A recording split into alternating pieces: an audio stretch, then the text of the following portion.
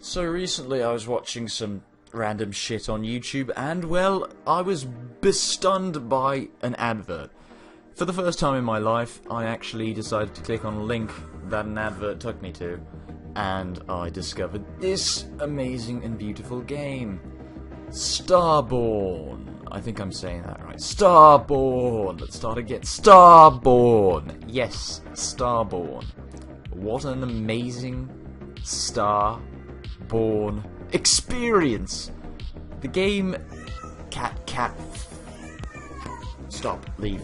Right. The game itself is brilliant, and well, I must admit, I have been an addict since I started playing. So let's jump right the fuck in it.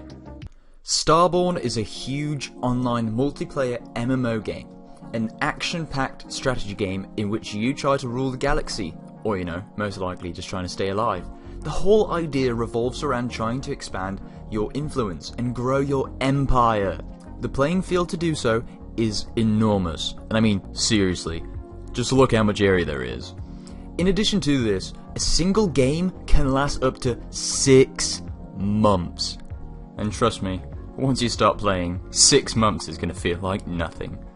Oh darn, that does look like a good game. I wonder how much it costs. It must be a fortune. I mean, just look at those graphics. Well, it looks like you're in luck, random viewer, as this awesome game is for free. I know, it's a lot to take in. And for those people who do have some extra cash they wish to spend, there are a couple of things you can buy to boost you in the game. It's just some awesome things that you can get right at the start of the game, or later on in the game. To be fair, you can get it at any point of the game, which could just boost you a little bit and help you out. By all means, you can get every single thing in this game by just playing the game. However, for those people who do have cash and perhaps are a little bit on the lazier side, it's an option. So, now one of the things that really stands out in Starborne is how full the game is. Whether it's building up the fleets, or constructing buildings and upgrading my colonies, I always seem to find something new to do, somewhere new. And the devs have really opened up the experience, to the point where no one game is the same. The game can be played in a multitude of strategies, from building up your economy to becoming the warlord you want to be and raiding and attacking other stations.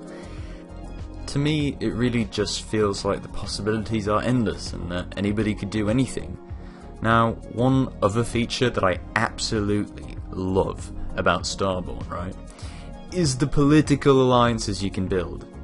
Within the second day of playing, I found myself joining an alliance and meeting new people who were great to play with.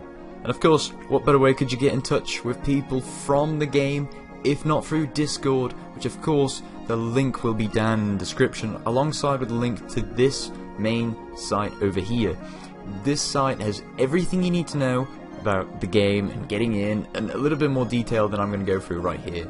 Honestly guys, it's super helpful, and of course the Discord community is also amazing, and I mean truly amazing. There is a lot of people on there.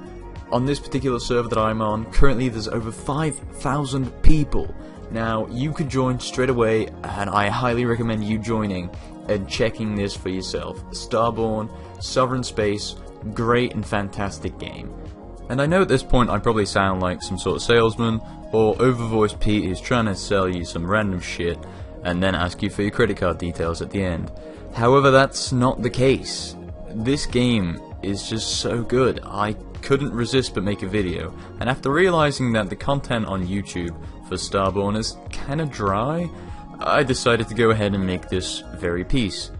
Now of course, there are far more features of this game than I have so far outlined. One of these is the ships, and the different ships and the different functions of the ships and the different things you can do with the ships, such as you can go out raiding, you can go out scouting, you can use the big labor ships to transport all your workers and construct new sites and new buildings. And there's just so much more to go on about. I could probably talk about it for, well, far longer than I'm going to. I really do hope more people will come and help develop this game. Now, this game is only at alpha stage, which means there's still a long way to go, which is even more exciting than the original prospects of the game. So this means that there's quite a lot that could be added into the future game, and of course this means that developments are constant, and there are. Now you can look at their Twitter feed and also, well, probably check in on their Discord, and a couple other places as well, all which will be linked down in the description, to which the devs add new news about new things that will be added into the game. Now, as you've probably noticed about this game, a large part of it does come from these cards. Now, it's not like a conventional card game. In fact, it's not really a card game at all.